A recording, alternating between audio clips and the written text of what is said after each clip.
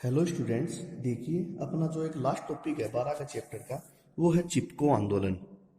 तो चिपको आंदोलन क्या है? ये पर्यावरण संरक्षण के लिए चलाया गया एक आंदोलन है जिसमें पर्यावरण को संरक्षित किया जाता है। ठीक है।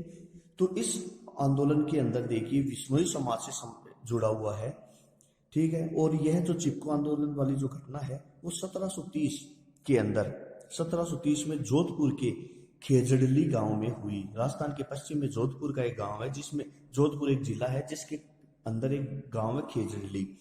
वहां की घटना है। तो हुआ क्या कि वहां पर के जो राजा थे उनको अचानक ही महल बनाने के लिए कुछ लकड़ियों की जरूरत पड़ गई। तो उन्होंने अपने सैनिकों से कहा कि लकड़ियां लाने का आदेश दिया। तो वहां पर जब वो लकड़ियां काट रहे थे तो वहां पर विश्नोई समाज की जो एक औरत थी जिसका नाम था अमृता देवी, वो वो वहां पर आ गई और उन सैनिकों को समझाने लगी। जब वो नहीं माने तो उनसे झगड़ा हो गया। तो यह आवाज सुनकर उनकी तीन पुत्रियां भी आ गई और वो जब नहीं माने तो वह तीनों की तीनों मतलब कि अमृता देवी अपनी तीनों पुत्रियों के साथ पेड़ के साथ चिपक गई और उन सैनिकों ने उनको पेड़ों के साथ ही काट दिया।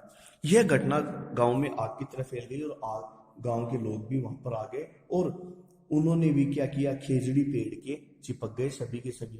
क्योंकि लकड़ियों के अंदर क्या है, वहां पर खेजड़ी पेड़ बहुत ज्यादा हुआ करते हैं। ठीक है। क्योंकि शुष्क गांव है तो खेजड़ी पेड़ बहुत ज्यादा है और उसी की लकड़ी काफी मजबूत होती है, इसलिए यह खेजड़ी पेड़ से संबंधित है। तो जब लोग भी उस उन पेड़ों के चिपक गए तो सैनिकों ने उन लोगों को भी पेड़ों के साथ काट दिया और इस तरीके से बताया जाता है कि लगभग 363 लोगों ने इस इस प्रक्रिया में अपना बलिदान दिया। फिर उसके बाद में देखिए यही घटना फिर 1981 में भी हुई, फिर 1973 में भी उत्तराखंड में हुई। ठीक है। यह घटना 1973 में दोबारा से हुई। कहां पर हुई? यह उत्तराखंड के अंदर हुई। तो स्टूडेंट्स, इस घटना को आगे सुंदरलाल बहुगुणा ने आगे बढ़ाया। फिर सरकार के पास यह मामला पहुंचा और सरकार ने 1981 में यह फैसला दिया, सुप्रीम कोर्ट ने, कि 1000 मीटर से ऊंचाई वाले हरे पेड़ों को नहीं काटा जाएगा। ठीक है। और जो आंदोलन उत्तराखंड में जो आंदोलन चला था उसका नाम था एपीको। ये कन्नड़ भाषा का शब्द है। ठीक है। जिसका अर्थ होता है चिपकना। अब स्टूडेंट्स, कुछ क्वेश्चन इसमें छोटे ये बनते हैं कि एक तो है कि खेजड़ी को थार का कल्प वृक्ष माना जाता है और इसका वैज्ञानिक नाम है प्रोसोपिस चिनेरिया। ये ध्यान रखना। 3 क्वेश्चन बनते हैं। थार का कल्प वृक्ष है खेजड़ी, वैज्ञानिक नाम प्रोसोपिस चिनेरिया। इसके अलावा राजस्थान का राज्य वृक्ष भी कौन सा है? यह राजस्थान का राज्य वृक्ष भी है। कई बार ये पूछ लेते हैं कि राजस्थान के राज्य वृक्ष कौन सा है, या राजस्थान के राज्य वृक्ष का वानस्पतिक नाम बताइए। तो वानस्पतिक नाम क्या है? प्रोसोपिस चिनेरिया। और सामान्य नाम है खेजड़ी। ओके स्टूडेंट्स, तो अपना ये लेसन हो गया कंप्लीट। नेक्स्ट है स्टूडेंट्स अपना लेसन नंबर 14। 14 का जो लेसन है वो है पादप एवं जंतुओं का आर्थिक महत्व है। तो स्टूडेंट्स देखिए इसके अंदर कि पादप का आर्थिक महत्व यानी कि इनका अन्य महत्व भी क्या क्या है, कि एक तो खाद्य रूप में होते हैं, औषधीय रूप में भी होते हैं और इमारती रेशों के रूप में पादप काम में आते हैं। ठीक है स्टूडेंट्स।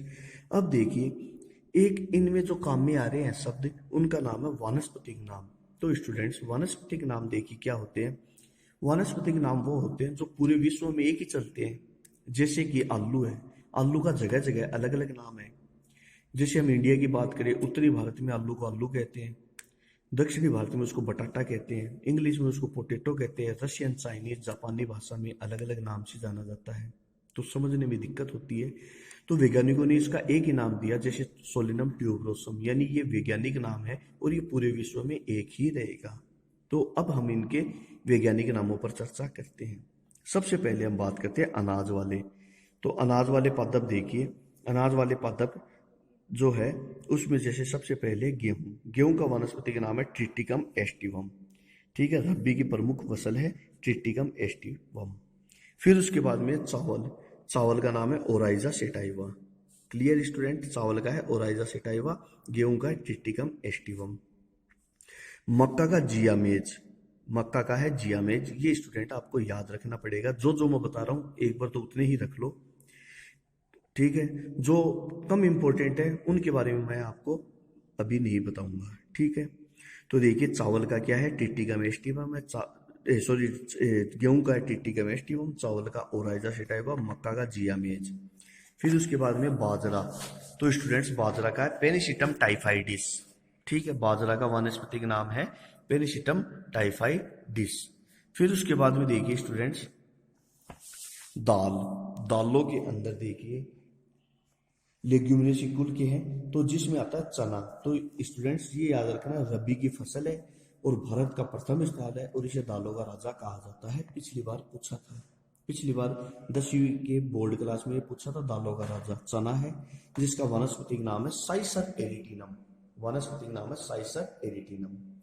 फिर देखिए अरहर का तो एक बार रहने दो, मटर का देख लो।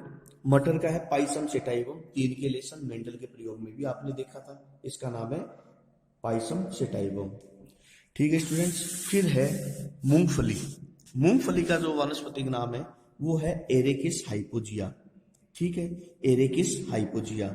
तो फिर से देखिए स्टूडेंट्स चना, चना का क्या नाम है साइसर एरिटिनम, मटर का पाइसम सेटाइवम, मूंगफली का एरेकिस हाइपोजिया और एक है सोयाबीन, सोयाबीन का नाम है वानस्पतिक ग्लाइसिन मैक्स। क्या है इसका नाम, ग्लाइसिन मैक्स। ओके स्टूडेंट्स, तो ये हो गए आपके अनाज और अनाज वाले पादप, अनाज और दाल वाले पादप, ठीक है स्टूडेंट्स, अनाज और दाल वाले पादप हो गए। फिर उसके बाद में हम अगले देखते हैं अभी।